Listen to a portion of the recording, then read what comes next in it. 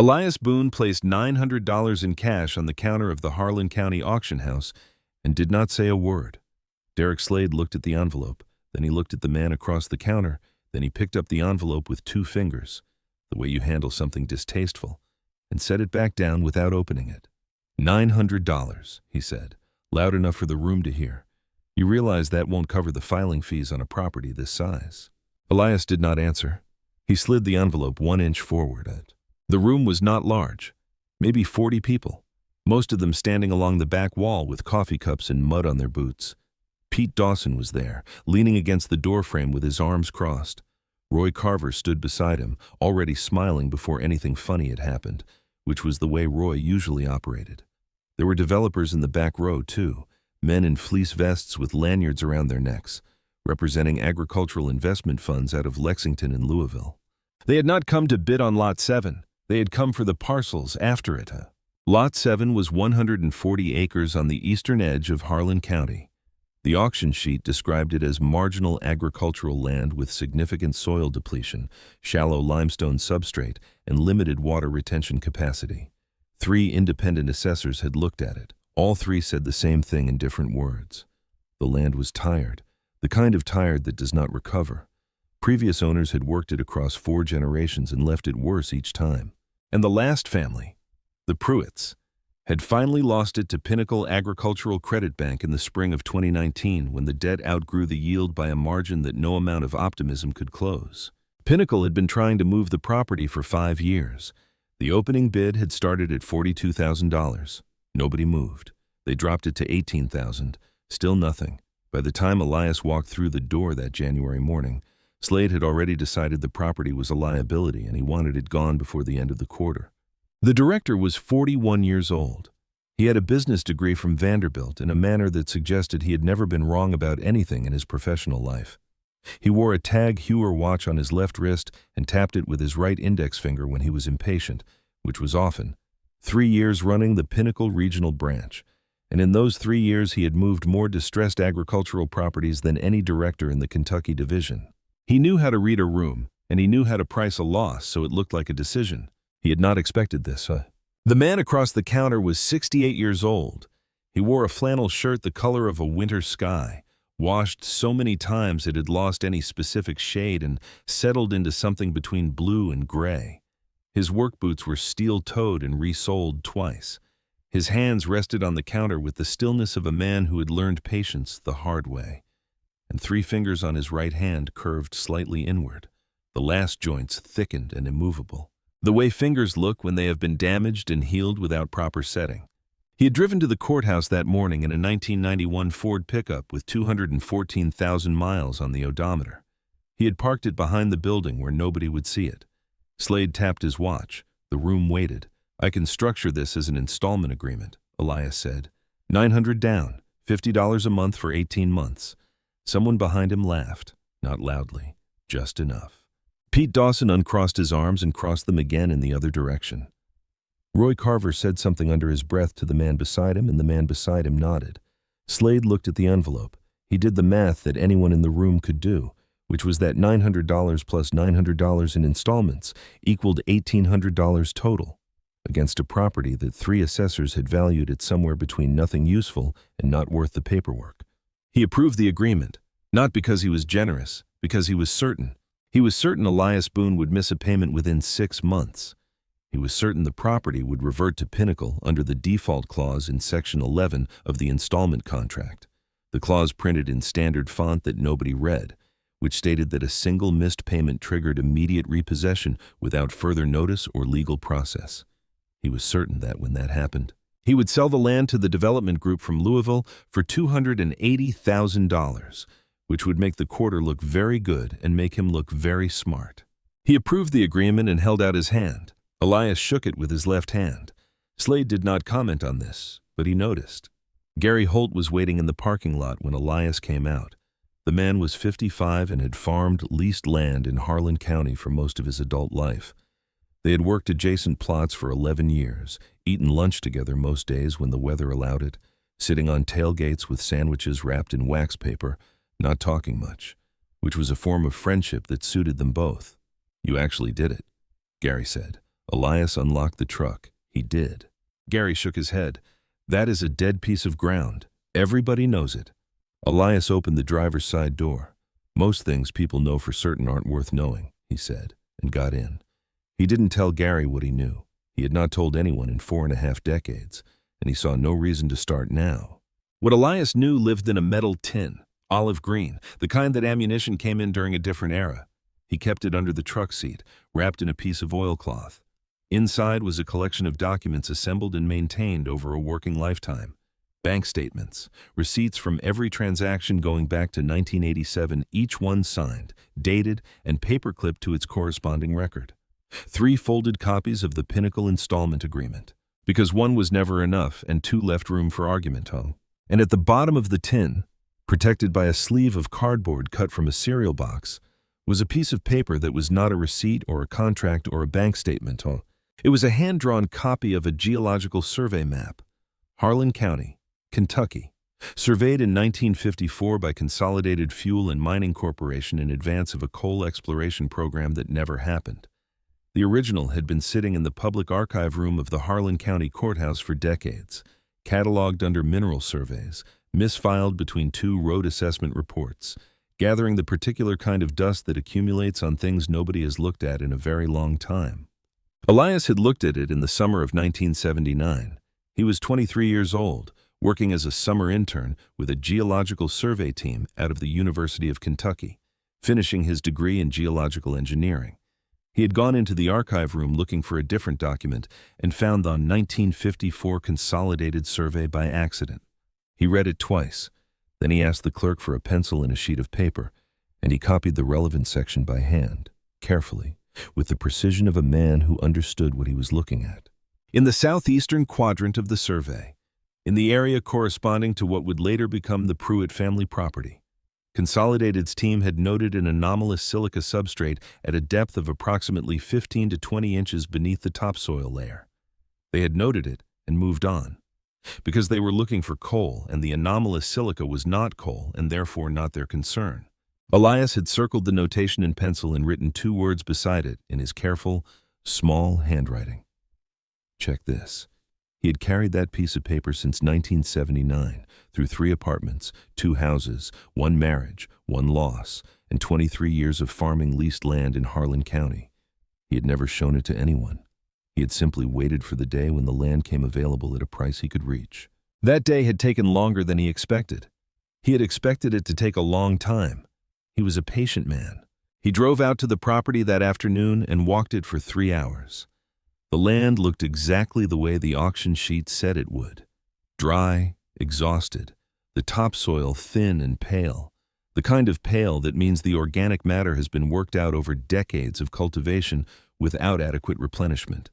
The limestone pushed up through the surface in places, broad flat shelves of gray rock that caught the winter light and gave the impression of a field that had given up. He walked the southeastern quadrant last. He moved slowly, stopping every 20 yards to press his boot down and feel the resistance. In one area, roughly 60 yards from the eastern fence line, the resistance changed. The surface looked the same, but underneath, something was different. The way sound changes in a room with a false wall. He did not dig that day. He had been waiting since 1979. He could wait a little longer. He drove back to town and signed the installment agreement at the Pinnacle branch office on Main Street. Slade was not there. The woman at the desk processed the paperwork without looking up. Elias kept 1 copy, filed the 2nd in the tin, and mailed the 3rd to a post office box he maintained in Lexington. He went home, which at that point was a rented room above the hardware store on Clover Street. He sat at the small table by the window and opened his notebook to a fresh page. He wrote the date at the top. Then he began to plan. He moved onto the land in February. He could not afford a structure and did not want one anyway, because a structure required permits, and permits required attention, and attention was the last thing he wanted. He bought a canvas wall tent from a surplus store in Corbin, the kind used by hunting outfitters in elk country, 12 by 14 feet with a wood stove jack in the roof. He set it up in the northwestern corner of the property, away from the road, screened by a line of cedars that were the only living things on the land that had not given up. He positioned the Massey Ferguson 265 beside the tent. The tractor was older than some of the people he knew.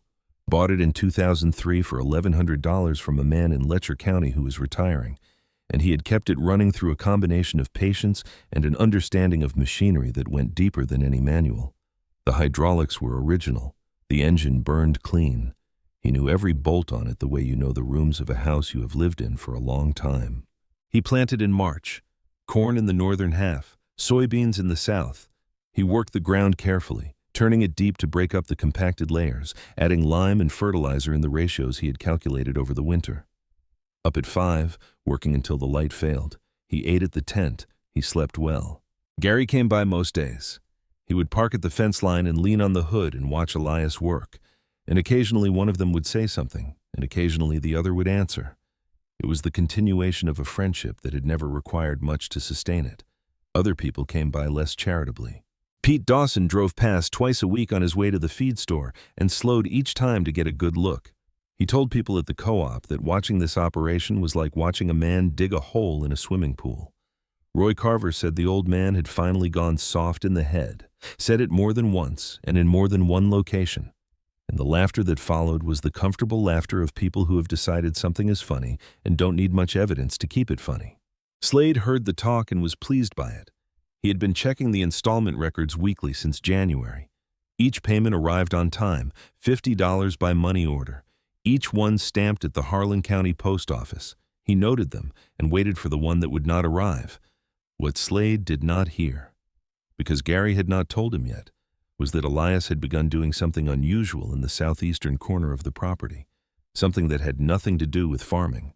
It was Roy Carver who noticed first, driving past on a Sunday afternoon in late March. He slowed and looked and saw the old man crouched in the far corner, not working the soil but examining it, turning something over in his hands. Roy thought nothing of it. He drove on. April passed. May arrived. The corn came up thin and pale, reaching for something the soil was not giving it. The soybeans did worse. By the 3rd week of May, Elias could see what was happening, and he had known it would happen, and he had planted anyway because the planting was not the point. The planting was a reason to be on the land every day, a reason to have his hands in the soil. Every morning of March and April, he had moved slowly across the southeastern quadrant with a long iron probe made from a piece of rebar, pressing it into the ground at intervals of roughly 2 feet. He was mapping the boundary of something. It took 6 weeks to understand its shape. When he was done, he had a rough outline in his notebook, a shaded area covering approximately 80 acres of the southeastern portion of the property. He marked the corners with iron stakes, the kind used to anchor fence posts, driven deep enough that a casual observer would not notice them. The stakes were not for fencing. Gary came by on a Thursday morning in early June when the heat had already settled in hard and the corn was visibly failing. He leaned on the fence and watched without expression. "It's not going to make it," Gary said. Elias looked at the corn. "I know. Then why are you still out here every day, the flat?" Patient look of a man who has been asked a question that does not have a useful answer. He turned and kept walking the rows. Gary stayed another 20 minutes. When he left, the truck turned toward town rather than toward his own property. He drove to the Pinnacle branch office on Main Street and sat in the parking lot for a while. Then he went inside. He did not tell Elias about this visit. He would not tell him about it, or about the 2 others that followed, or about the evening in the 1st week of June when Slade had driven out to the far end of Dawson Creek Road in his leased Audi and parked beside the neighbor's truck, and the conversation that took place there, and the envelope that changed hands, and the $8,000 in cash that Gary drove home with that night and hid in a coffee can behind his water heater. Elias did not know about any of this. What he knew was that the soil samples he had been collecting since February, 1 small jar per week from the southeastern quadrant at varying depths, were sitting on a shelf in the tent in precise order, labeled with dates and coordinates in his small, careful handwriting. He knew that the samples from below 16 inches were different from the ones above. Bossa. He knew what different looked like when you had spent 19 years working with materials at the level of their atomic composition. The summer moved in the way Kentucky summers do, hard and close and without apology. The crops failed completely by the 2nd week of July. The corn did not fall exactly. It simply stopped, stood in the field like something that had tried its best and could not go further. The leaves gone dry and pale. The stalks not yet collapsed but clearly finished. The soybeans had never really started. People in town had been watching for this. When it became undeniable, the talk got louder. Pete Dawson said he had told anyone who would listen from the beginning that no man with $900 and a 40-year-old tractor was going to pull a crop off that ground. Roy Carver said the land would break a man before a man could break the land. Said it with the satisfaction of someone who has been waiting a while to be right. Elias walked the failed field on a Monday morning in mid-July. He walked it slowly, all of it, starting at the northern fence and working south in long passes, not looking at the dead crops but looking at the ground beneath them. When he reached the southeastern corner, he stopped. He crouched down. He pressed his good hand flat against the earth and held it there. Then he took the small folding shovel from his belt and dug, not deep, 8 inches, 10, 12, at 16 inches. The character of the soil changed. He knew it before he saw it, felt it through the blade. The resistance shifted from something organic and tired to something dense and mineral and entirely different. He cleared the loose soil away and looked at what was underneath. The material was white, not the dull, chalky white of limestone. A clean, fine, bright white, the kind of white that suggests purity at a level the eye cannot fully measure. It ran through his fingers with the precise, almost frictionless quality of something refined to a specific particle size by forces working over a very long time. He sat back on his heels. His right hand rested on his knee, the 3 damaged fingers curved inward the way they always were. He looked at the white material in his left palm, and he looked at the failed field around him, and he looked at the fence line and the road beyond it and the county beyond that. Then he took a small glass jar from his shirt pocket, the kind that once held mustard, and filled it carefully with material from 16 inches down. He pressed the lid on and put it back in his pocket. He stood. He filled the hole back in. He smoothed the surface with his boot so it looked like everything around it. Back at the tent, he opened his notebook to a fresh page and wrote the date. Below it, he wrote a series of numbers, coordinates, depth, estimated particle size based on tactile assessment, probable mineral composition based on visual and tactile properties cross-referenced with 19 years of working with raw material inputs in a semiconductor fabrication facility. He closed the notebook. Outside, the failed field stood in the July heat without asking for anything from anyone. The stalks dry and still, the limestone pushing through the surface in its flat gray shelves. And underneath, in the southeastern quadrant, in the 80 acres mapped with an iron probe over 6 weeks of early mornings, something that had been sitting undisturbed for longer than Harlan County had been a county weighted in the clean white silence of the deep earth. The knowledge had lived in him since he was 23 years old. He had simply needed to own the ground above it. He put the notebook in the tin, locked it under the seat of the Massey Ferguson, and drove to Nashville. He had not been to Nashville in 11 years. The city had grown in the way cities grow when money arrives faster than memory. New buildings replacing the skyline he remembered, new roads cutting through the geography he had known, everything taller and louder and more certain of itself. He drove through it without looking at it much. He knew where he was going. Crestline Components occupied a low campus of concrete and glass buildings on the southern edge of the city, set back from the road behind a security fence in a row of mature oaks that had been there longer than the company. The facility had expanded twice since Elias had worked there. The original building, the one he had spent 19 years inside, was still visible at the center of the campus, older and smaller than everything built around it, the way the oldest part of anything always looks when progress has been constructed on top of it. He pulled up to the security booth and stopped. The guard was young, maybe 25, and looked at the old man in the old truck the way young people in uniform sometimes do. He asked for identification and a visitor pass request and the name of the person Elias was there to see, driver's license, and for the name Miriam Cross. The guard typed something, looked at his screen, typed something else. Do you have an appointment? No. Doctor, Cross is in a production review this morning. I can't call up to her office without an appointment on file. Elias took his license back and drove to the visitor parking area 40 yards away. He sat in the truck and found the number in the back of his notebook, where he kept numbers that mattered, written in the same small, careful hand that had not changed since he was 20 years old. He had not called it in 11 years. He was not certain it still worked. It rang 4 times. Then a voice he recognized answered, slightly breathless, the way people answer when they have walked quickly from somewhere else to get to the phone. Cross. He said his name. The line went quiet for a moment.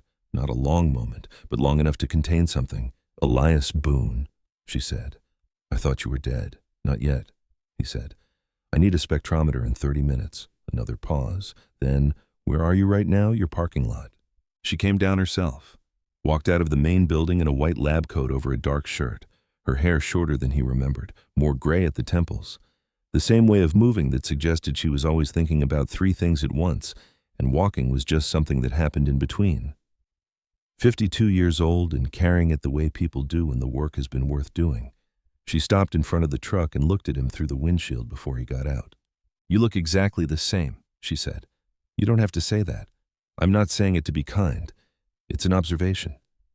Her eyes moved briefly to his right hand, to the curved fingers, then away. Come inside.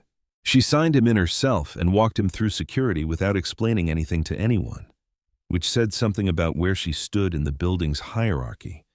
They went to the materials analysis lab on the 2nd floor of the original building, a room he had worked in many times, changed now, newer equipment arranged differently, but the same north-facing windows with the same quality of light.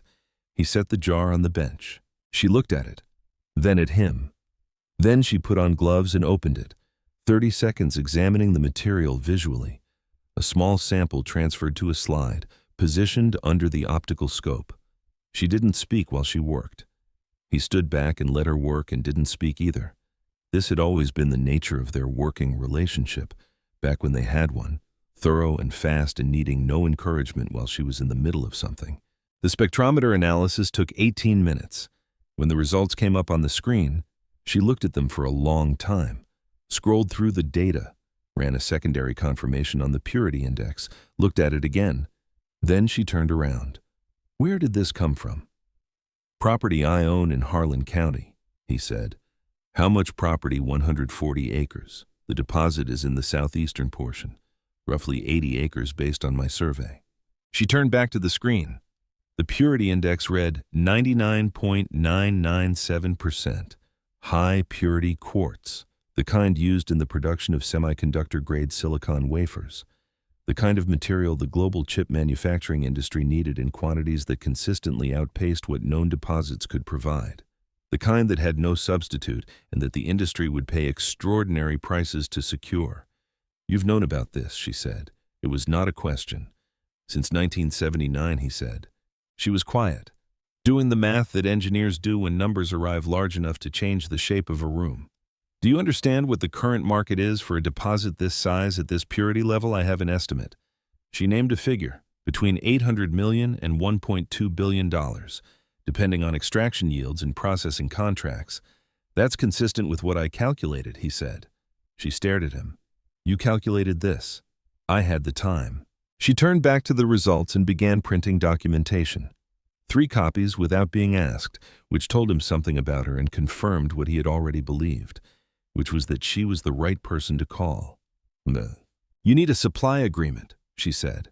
Before you do anything else, before you tell anyone, before you file anything, before you make a single phone call that isn't to a lawyer.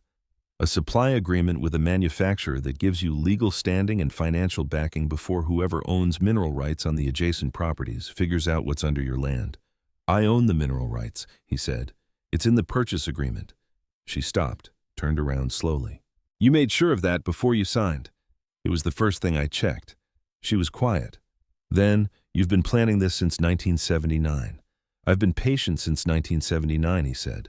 Planning came later. She almost smiled. Then she put the printed results in a folder and handed it to him with both hands, a habit from years of working in clean rooms where you did not drop things. Give me 2 weeks, she said. I'll put together a preliminary supply agreement from Crestline's side. Our procurement division has been looking for a domestic high-purity source for 3 years. This will not be a hard conversation to start. He took the folder and put it inside his jacket. Thank you. Miriam, don't thank me. You're solving a problem I've had for 3 years. She paused. Are you all right out there on the land? He thought about the tent, the Massey Ferguson, the camp stove before 5 in the morning, the field full of dead corn he had planted knowing it would die. I'm fine, he said. He drove back to Harlan County and arrived after dark. He parked at the edge of the property and sat for a while with the engine off, looking at the dark shape of the tent against the tree line. The July night was warm and very still. Somewhere on the eastern fence line, a single cricket was working. Inside the tent, he made coffee without turning on a light. The folder from Miriam stayed closed. He had already read the numbers on her screen. Reading them again would not change them. What he thought about instead was the hinge of the thing, the decades of carrying a copied map in a tin box, the 19 years of making his hands useful in a factory until a machine had damaged them, the 23 years of farming other people's land for wages that were honest but never enough to reach what he had been waiting to reach. All of it running in one direction, moving toward this ground, this property. This particular 80 acres of southeastern Kentucky sitting above something that had waited longer than anyone alive had been alive, for someone who knew what it was and had the patience to wait for the right moment. The right moment had cost him $900. He drank his coffee. He slept. He did not know that Gary had driven past the property at 9:15 that evening, slowed, seen the truck at the edge of the field, and noted the time in a small spiral notebook now kept in his shirt pocket. He didn't know the neighbor had been keeping this notebook since February, recording movements, work patterns, visitors, the days the truck was gone and the hours it returned. He did not know that summaries of it had been delivered to Slade every Thursday morning at a coffee shop in Middlesboro, 40 minutes west on Highway 119, where the two men met over coffee that neither enjoyed, exchanged information, and went their separate ways. He didn't know that on the Thursday following his trip to Nashville, Gary had told Slade that Elias had made an all-day drive to a location he could not identify, returning after dark with a folder under his arm and an expression Gary described as the same as always, which Gary meant as an observation, but Slade understood as a warning. The director had learned to read these reports the way you learn to read a particular instrument, not for what it said directly, but for what it implied. Long drives to unknown locations, folders, an expression that never changed. That was enough to start making calls. Slade called his contact at Vantage Ridge Resources on a Friday morning. Vantage Ridge was a mineral extraction company listed on the New York Stock Exchange with a market capitalization of $3.4 billion, regional offices in Lexington, and a history of moving quickly when opportunity presented itself in eastern Kentucky. Slade knew the regional director from a conference in Cincinnati 2 years earlier, a man named Briggs, and Briggs answered on the second ring. Slade told him there might be something interesting on a distressed agricultural property in Harlan County that Pinnacle currently held installment rights on. He was careful with his language. He said interesting and let Briggs fill in the rest, which Briggs did in the way of men who have made their careers filling in the rest. Briggs said he would send someone to look at the public records. Slade tapped his watch twice and hung up. The preliminary supply agreement from Crestline arrived at the Lexington post office box 11 days later. Elias drove to pick it up, read it in the truck in the parking lot, and drove home. The terms were what Miriam had outlined, a fixed annual purchase commitment of a specific volume of processed quartz at a price indexed to market rates with a guaranteed floor. A provision for Crestline to provide legal representation in any ownership dispute arising from the property. A clause specifying that Elias retained full ownership of the land and all mineral rights in perpetuity. He read it twice, made 3 notations in the margin in pencil, mailed it back with a note that said 3 changes on pages 4, 7, and 11. Otherwise agreed. The agreement came back with his changes accepted within 5 days. He signed it on a Wednesday morning at his small table, with the camp stove running and the smell of coffee in the canvas air, signed with his left hand, the only hand that signed things now, and put 1 copy in the tin and mailed the other to a lawyer in Lexington, retained quietly 2 weeks earlier on Miriam's recommendation. What happened next arrived without warning, though he had known it was coming. It arrived on a Thursday morning in the first week of September. He heard the vehicle before he saw it, something heavier and more deliberate than his own truck, moving slowly on the gravel track from the county road. He was at the Massey Ferguson, replacing a hydraulic line fitting. He straightened up, wiped his hands on a rag, and watched. A black SUV stopped at the fence line. 2 men got out, not suits exactly, but dressed in the way that suggested suits on other days, dark slacks and collared shirts, the kind of careful casual that people wear when they want to seem approachable and have not quite managed it. One carried a manila envelope. They walked to the fence. "Mr. Boone," the one with the envelope said. Elias waited. "We're representing Pinnacle Agricultural Credit Bank. We have a notice regarding your installment agreement on this property." He crossed the field to the fence without hurrying. He took the envelope and opened it there at the fence line, reading it standing up in the September morning light, with the two men watching and the grasshoppers moving through the dry stubble around his boots. The notice stated that Pinnacle's records showed a missed payment in March of 2024. It stated that under Section 11 of the installment agreement, this constituted a default. It stated that the property was therefore being reclaimed by Pinnacle effective immediately, and it stated that as a gesture of goodwill, Pinnacle was offering $100 in compensation for any inconvenience. He read it once, he read it again. $100 for 140 acres. For 8 months of work, for everything that had come before. He refolded the notice along its original creases, put it back in the envelope, and looked at the two men with the careful, neutral expressions of people who deliver bad news for a living. Then he turned and walked back across the field to the tent. The two men waited a moment. Then they got in the SUV and drove away. Inside the tent, Elias sat at his table. He set the envelope in front of him and looked at it the way you look at something that has confirmed what you already expected but is still unpleasant to see confirmed. Then he reached under the cot and pulled out the tin. He took out the Pinnacle installment agreement, found the payment records, every money order receipt stapled to its corresponding month, March included. March was there. The money order had been purchased at the Harlan County Post Office on the 7th of the month and stamped at the Pinnacle branch office on the 9th. Both stamps were clear. He had not missed a payment. He sat with that for a moment. Then he reached into the tin again and took out the small cassette recorder he had placed in the rear corner of the tent 6 weeks earlier, tucked behind the folded emergency blanket, attached to a battery pack he changed every 2 weeks.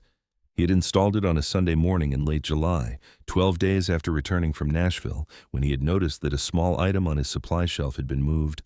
Not much, a few inches. The kind of movement that happens when someone picks something up and sets it back down, thinking they have returned it to exactly where it was. He had said nothing. He had bought the recorder the next morning in Middlesboro and installed it that afternoon. He pressed rewind, let it run back 3 weeks. Then he pressed play and listened. It took 40 minutes to find what he was looking for. A Thursday evening, 6 days before the notice arrived. The sound of someone entering the tent, the particular scrape of the supply shelf, quiet, and then, faint but clear, a phone call, one side of a conversation, the voice recognizable, speaking in the low, deliberate tone of a man who is not certain he is alone but has decided to proceed anyway. Found what you needed. He drove out to Nashville, came back with a folder, spent a week going through papers, mailed something last Wednesday. A pause while the other end spoke.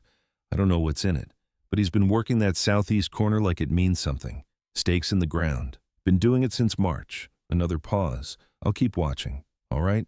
Same place Thursday. The recording ended. Elias pressed stop. He placed the cassette carefully in a small plastic case and put it in the tin. He locked the tin. He picked up his notebook, turned to a fresh page, and wrote a single number. The number of a phone in Lexington. Below it, a name. He picked up his phone and called. The lawyer answered on the third ring. We have a situation, Elias said, and I have everything we need. The week that followed was the quietest of the entire 8 months on the land. He continued his routine without variation. At the Massey Ferguson at 5 in the morning, lunch at the tent, walking the property in the evening. He did not change anything that Gary might be watching, because the neighbor was still watching, and Elias saw no reason to change what he was seeing. What changed was invisible. Documents moved from Lexington to the circuit court clerk's office. Fletcher, the attorney, filed a response to the default notice. A second attorney from Crestline entered the case. A forensic accounting firm in Louisville received a commission to examine Pinnacle's internal payment records for March. The forensic accountant found what Fletcher had told Elias they would find. The March payment had been received. The record of its receipt had been deleted from Pinnacle's internal system. The deletion had been performed manually from a terminal assigned to Derek Slade on a Tuesday afternoon in August. The director had deleted the record from his own terminal using his own access credentials. It was not a complicated thing to find. The kind of deletion that looks simple when you do it and looks catastrophic when someone looks for it. Fletcher called on a Thursday evening. Elias listened without speaking until the lawyer was done. Good, Elias said. There's more. The forensic team found a pattern. This wasn't the first time Pinnacle's records had been altered on distressed properties. There are 4 other cases going back to 2021. All of them resulted in repossession, None of the previous owners had documentation as complete as yours. Elias thought of the tin, the years of money order receipts, the 3 copies of every agreement he had ever signed. When is the hearing? December 9th, Harlan County Circuit Court. Judge Arlene Whitfield. He wrote the date in his notebook and went back to work the next morning at 5 o'clock. Pete Dawson drove past at 7:15 and slowed to look. The old man was at the far end of the property, walking the fence line with a notebook, not doing anything that made sense from the road. Pete drove on and shook his head. Roy Carver heard about the default notice through the particular speed with which information travels in small counties. He told 3 people at the feed store on a Saturday morning that he had always known the old man would run out of road eventually. Said it without cruelty, just with the flat certainty of someone who believes the world is confirming what he already understood. Slade signed the paperwork to transfer the property to Vantage Ridge Resources on a Friday afternoon in October. The transfer was contingent on the resolution of what he described to Briggs as a minor clerical dispute that would be resolved by year's end. Briggs was satisfied with this. His geological team had assessed the property by then. The report used the words extraordinary and domestic supply chain and strategic asset in the same paragraph. He understood the 140-acre property in Harlan County was worth considerably more than the $280,000 Pinnacle had originally been trying to recover. He signed the contingent transfer and flew back to Lexington in a good mood. Neither he nor Slade knew about the supply agreement between Elias Boone and Crestline Components. Neither knew about the cassette recording. Neither knew about the forensic accountant in Louisville or the attorney who had been working quietly since August. Neither knew that the old man in the flannel shirt had been building this for the better part of his life and had not left a single thing to chance. The December morning arrived cold and clear. Elias was up before 4. He dressed in the same flannel shirt he always wore, because he did not own anything that looked like what people wore to courtrooms and was not going to pretend otherwise. He checked the tin one final time. Everything in order. Every document in the sequence he had arranged them, each one reinforcing the next, the whole stack representing 8 months of the current year and a lifetime before that. He drove to the courthouse. The Harlan County Circuit Court had been standing since 1932 and looked like it knew this about itself. Stone exterior, tall windows, a set of front steps wide enough that people naturally spread out rather than clustering together. Elias had driven past it hundreds of times over the years without paying it much attention. He paid attention to it now. He parked 2 blocks away and walked. The cold was dry and sharp, his breath making small clouds that dissolved immediately. He carried the tin under his arm, wrapped in the oilcloth, the same way he had always carried it. He arrived at 7:45. The hearing was at 9. He sat on a bench in the hallway outside the courtroom and waited. He did not read anything. He did not check his phone. He sat with his hands resting on the tin and watched the building fill up around him. Courthouse staff arriving with coffee cups, a clerk wheeling a cart of files, a deputy unlocking the courtroom doors at 8:30 and propping them open. The lawyers arrived at 8:40. Fletcher came with a younger associate carrying 2 accordion files, precise and unhurried in the manner of someone who had spent a long time winning cases that looked unwinnable. The Crestline team arrived separately. 4 attorneys from a Nashville firm, brisk and prepared in the way of people who bill by the hour and know it. Slade arrived at 8:50 with 6 attorneys from Pinnacle's retained firm in Louisville. Dark suit, Tag Heuer on his wrist, he walked through the hallway with the posture of a man who had not yet understood that posture was no longer going to be enough. He saw Elias on the bench. He looked at the flannel shirt and the oilcloth-wrapped tin, and then he looked away and walked into the courtroom. Vantage Ridge had sent Briggs and 2 of their own attorneys. Briggs moved carefully, the way people move when they are not certain of the ground under them. Fletcher stopped in front of the bench. Ready, Elias stood and picked up the tin. He was ready. Judge Arlene Whitfield entered at 9 o'clock exactly. 61 years old, with a reputation in Kentucky legal circles that could be summarized in 2 words. No patience. Not for delay, not for theater, not for documentation that had not been prepared with care. 14 years on the Harlan County Circuit Court bench, and the focused, economical manner of someone who had long ago stopped being interested in anything except the actual substance of what was in front of her. She looked at the courtroom. She looked at the number of attorneys on both sides. She looked at Elias, sitting at the plaintiff's table in his flannel shirt, and she didn't change her expression at all, which was a particular kind of courtesy. She opened the folder in front of her. This is the matter of Boone versus Pinnacle Agricultural Credit Bank. Plaintiff is contesting a notice of default and repossession issued in September. Defendants are countering that the default was valid under the terms of the installment agreement. We also have a motion from Crestline Components to enter as an interested party. I've read the briefs. I have questions. We'll start with the payment record. Fletcher stood. Your Honor, the plaintiff has documentation showing that the March installment payment was made on time. Money order purchased at the Harlan County Post Office on March 7th. Stamped received at the Pinnacle branch office on March 9th. We have both original receipts. He placed them on the table, and the clerk carried copies to the judge and to the defense table. Slade's lead attorney, a man named Caldwell, who had not lost a foreclosure case in 8 years, stood without hurrying. He had read the briefs. He was not as comfortable as his posture suggested, but professional enough that only someone paying close attention would notice. Your Honor, Pinnacle's records show no payment received in March. The bank's system is the authoritative record under the terms of the agreement. Whitfield looked at the money order receipt. She looked at the Pinnacle system printout Caldwell had submitted. She set both down. Mr. Caldwell, the plaintiff's receipt shows a Pinnacle branch stamp dated March 9th. Your records show no receipt on that date. How do you account for the discrepancy? Caldwell said it was possible the stamp had been applied in error. That branch processing occasionally produced documentation inconsistencies. Whitfield looked at him for a moment. Is that your position? It's the bank's position, Your Honor. Yes. She made a note. Fletcher, you have additional evidence regarding the payment record. Fletcher said he did. He presented the forensic accounting report and summarized its findings without theater.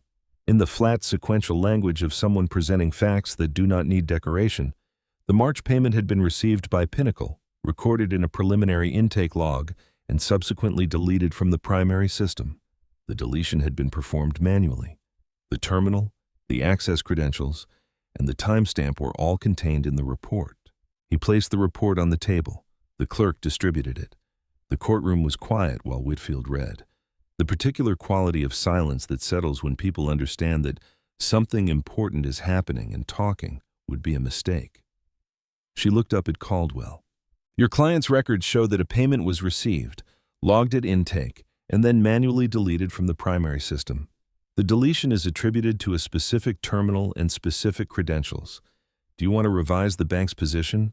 Caldwell's posture was unchanged, but something in his face had shifted. The almost invisible adjustment of a man reassessing a situation in real time. Your Honor, we would need time to investigate the forensic findings before responding to their specific claims. Whitfield looked at him the way you look at a road that has turned out to be shorter than the map suggested. You've had the report for 3 weeks. Mr. Caldwell, you've had it since it was submitted with the plaintiff's pretrial brief. Caldwell said nothing. She set the forensic report down. She looked at Slade, seated behind his attorneys at the far end of the defense table. He was looking at the table surface. Fletcher stood again. Your Honor, the plaintiff would like to present additional evidence relating to the conduct of Pinnacle's branch director. Whitfield nodded. Fletcher reached into the accordion file and removed a small plastic case containing a cassette tape. He described what it was without embellishment, a recording made by the plaintiff on his own property, using a device he had placed there himself, capturing a conversation in which a third party relayed information about the plaintiff's activities to a representative of Pinnacle Agricultural Credit Bank. He placed the cassette and a printed transcript on the table. The clerk distributed the transcript. Whitfield read it. The courtroom stayed still. When she finished, she looked at the section of the gallery where Gary Holt was seated. He had received a subpoena 2 weeks earlier, delivered to his home address by the county sheriff. He had arrived that morning in a clean shirt and the particular expression of a man who knows the room has turned and is trying to decide which direction to face. Whitfield looked at him, then at the transcript, then at Caldwell.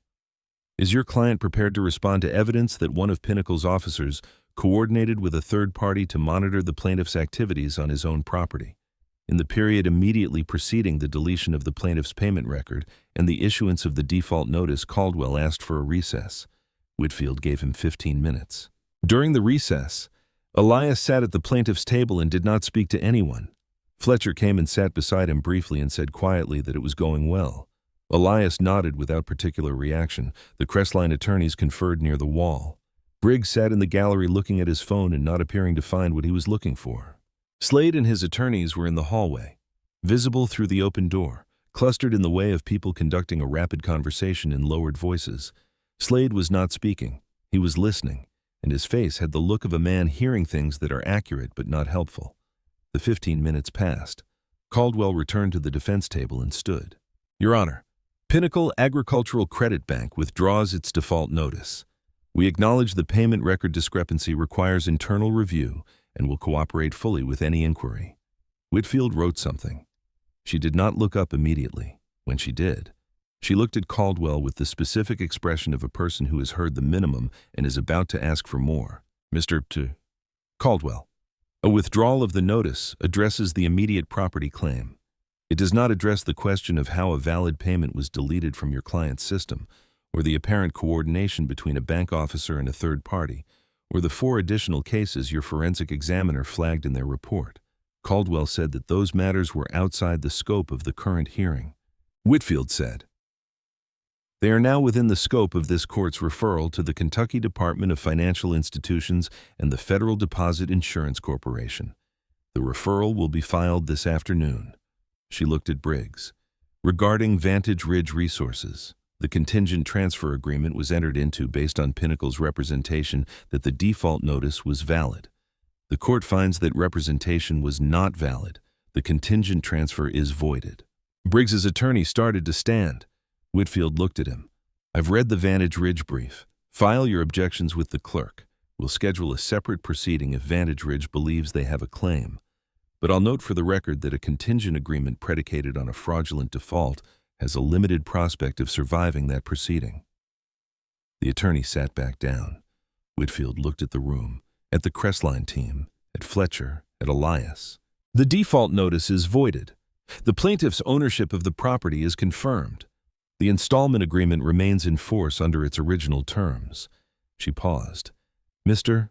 Boone, is there anything you want to add for the record? The question was not common. Whitfield asked it rarely. When she asked it, she meant it. Elias stood. He was the only person in the room not wearing a suit. His flannel shirt was the color of a winter sky, and his right hand rested at his side with its 3 curved fingers. No, Your Honor, he said. The record covers it. She looked at him for a moment. Then she closed the folder. We're adjourned. What happened in the 3 hours after the hearing was over happened quickly and in several places at once, the way consequences tend to when they have been building for a long time. Slade was placed on administrative suspension by Pinnacle's regional director before noon. Pending internal investigation into the deletion of payment records and the conduct identified in the court transcript, he was asked to surrender his building access card and his laptop in the lobby of the branch office on Main Street.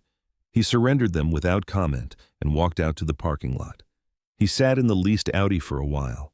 Then he drove away, and Harlan County did not see him again. Gary was interviewed by the county sheriff at the courthouse before he left the building. Not an arrest, but not a friendly conversation. He answered what he had to answer and drove home in the early afternoon with the knowledge that there were more conversations coming, with more people, and that the $8,000 in the coffee can behind his water heater had turned out to be the most expensive money he had ever made. Briggs flew back to Lexington and made 3 calls from the plane. The assessment report was accurate. The deposit was real. The strategic value was exactly what it said. None of that had changed. What had changed was the legal pathway to accessing it, now closed by a circuit court judge in Harlan County, a pathway that would require a different approach entirely.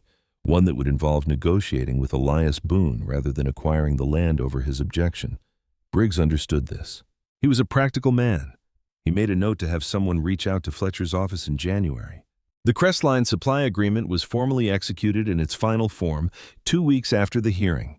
Elias drove to Nashville to sign it in Miriam's office on the 4th floor of the original building, the one with the north-facing windows. He signed with his left hand on the line that mattered. Miriam countersigned. The company notary stamped it. Annual income, $1.2 million. Indexed to market rates. Guaranteed floor for the first 10 years. Full mineral rights retained by Elias Boone in perpetuity. Miriam walked him out to the parking lot afterward. What are you going to do? She asked. About what? She gestured at the space between them and the building and the city and everything beyond it. He thought about this genuinely, without rushing to the answer. I need to fix the hydraulic line on the tractor, he said. I've been putting it off. She looked at him, not quite smiling and not quite not smiling. You're going to go back to the tent. It's a good tent, he said. She shook her head slowly in the way of someone who has decided not to argue. Take care of yourself. He drove back to Harlan County and arrived in the late afternoon. The winter light low and the shadows of the cedars stretched long across the dry field. He parked the truck and sat for a moment. The field looked the same as it always had. The topsoil pale and thin, the limestone pushing up in its flat gray shelves. The southeastern corner quiet and unremarkable from any distance. Nothing about it had changed in appearance. Everything about it had changed in fact, and only a small number of people knew this yet. And he preferred it that way, for as long as it lasted. He went inside and made coffee on the camp stove and sat at his table. The notebook opened to a fresh page. He wrote the date at the top. He looked at the blank space beneath it and did not write anything else. He did not need to write anything else. The plan that had occupied the better part of a lifetime of pages was done. What came after would be different. Different work, different problems, different mornings. But it would be done on this land, which was his, which he had paid $900 for on a January morning while a room full of people laughed. He closed the notebook. Outside, Pete Dawson drove past on the county road on his way home from the feed store. He slowed at the property line the way he always did. Out of habit now, more than anything else. He had heard what happened at the courthouse from 3 different people by noon on the day it happened, and he had spent the 2 weeks since then quietly rearranging what he thought he understood about the old man and the dead field and the $900 bid. He looked at the tent and the Massey Ferguson and the single light inside the canvas. Then he looked at the road ahead and drove on. Roy Carver had stopped making comments about Elias Boone sometime in the second week of December. He had not announced that he was stopping. He had simply found that the comments did not come as naturally as they once had, and the people he would have said them to were not responding the way they once had, and the whole thing had a different feeling now, the kind that comes when a story you thought you understood turns out to have been a different story entirely. The winter settled into Harlan County the way it always did, gradually and then completely. The courthouse dark by 5. The feed store closed at 4. The Pinnacle branch on Main Street had a new interim director who had driven down from the regional office and was still learning which roads went where. Elias kept his routine. At the Massey Ferguson before the light came, working through the maintenance he had accumulated over the summer and fall. Hydraulic line first, left rear brake, a slow inspection of the engine mounts. He worked carefully and without hurry. The way a man works when he understands that the machine he is caring for is a relationship that has lasted 20 years and is worth the attention. He made his installment payment on the 7th of January. $50 by money order, stamped at the Harlan County Post Office. He kept the receipt and put it in the tin. Fletcher called in the 3rd week of January. The Kentucky Department of Financial Institutions had opened a formal investigation into Pinnacle's records. 3 of the 4 previous repossession cases were being reviewed. Slade had retained a criminal defense attorney. Elias listened. He said, "Thank you."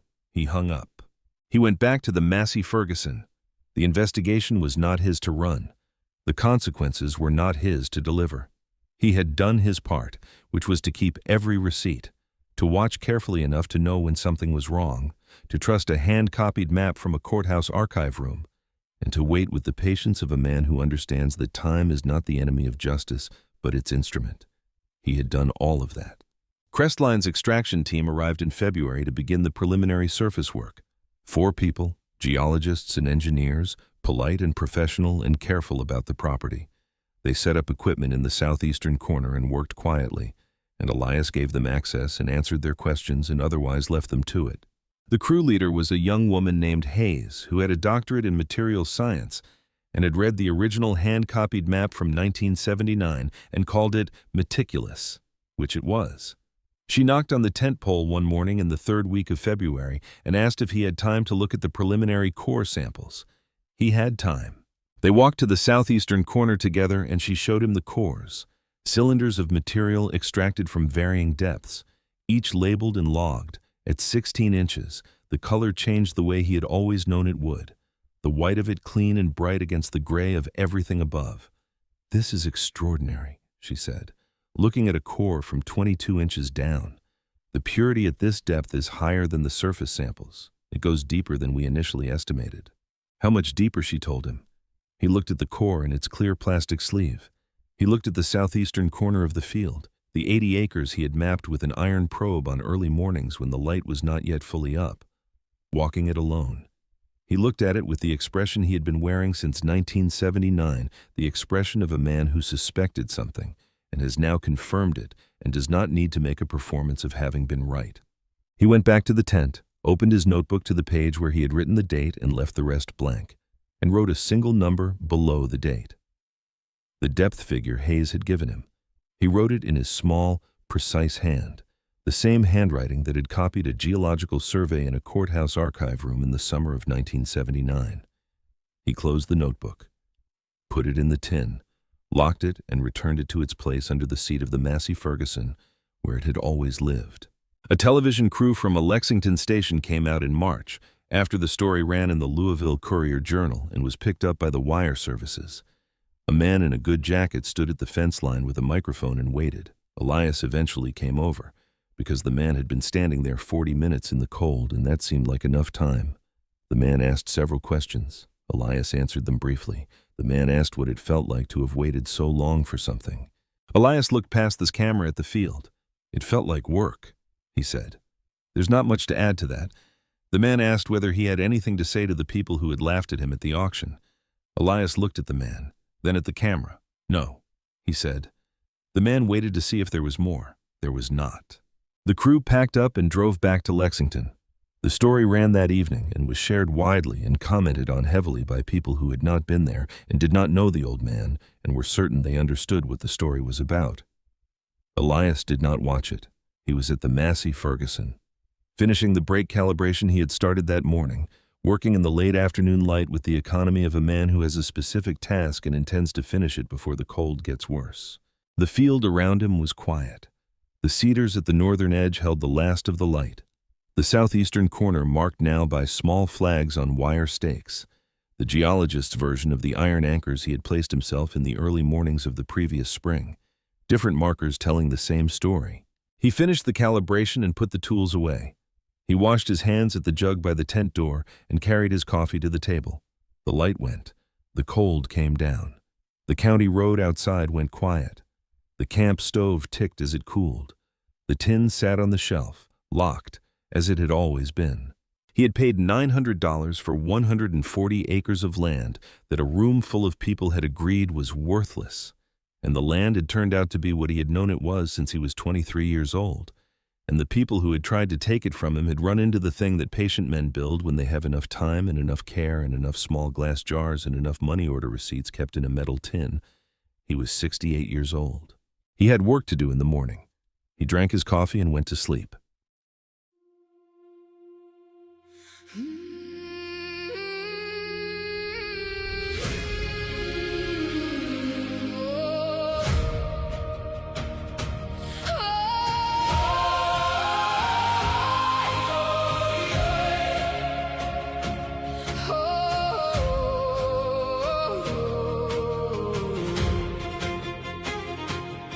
When I was young, I chased the horizon. Certain peace was waiting there. I thought the storms were wrong turns taken, and every burden was unfair. So I spent years fighting the mountains, cursing every winding road, never seeing that the struggle was the thing that made me grow. The eagle learns within the wind, the oak grows strong beneath the snow, and every soul that's worth becoming must walk where harder paths may go.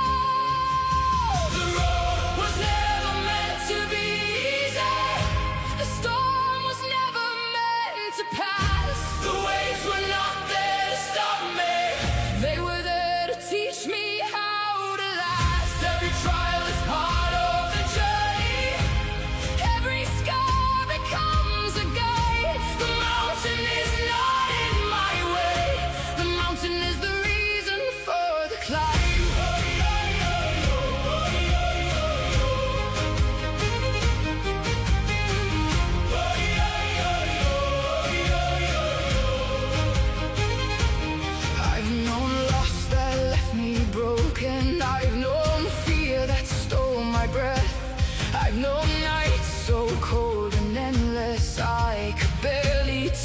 one step. Yet every wound became a teacher.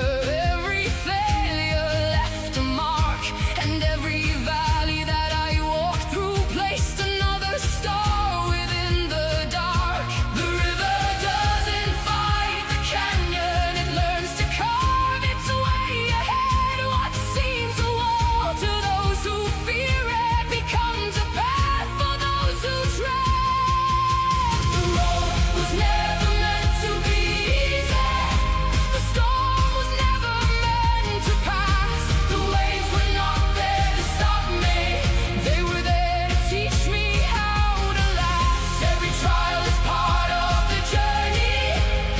Every scar becomes a guide. The mountain is not in my way. The mountain is the reason for the climb.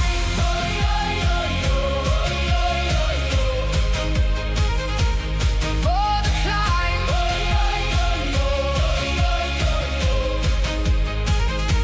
One day I stopped asking, why me?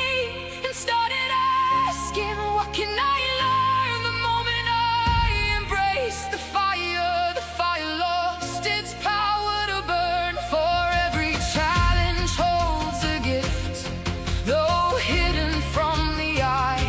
The obstacle and destination were never separate all this time. The road was never meant to be easy. The storm was never meant to end. The battles were not sent to break me. They were sent to shape the man I am. Every trial is part of the journey. Every loss becomes a light. The mountain is not in my way. The mountain is the reason I can rise. So when the thunder finds me again, and dark clouds gather in the sky, I'll greet them like old companions, because they belong to the journey.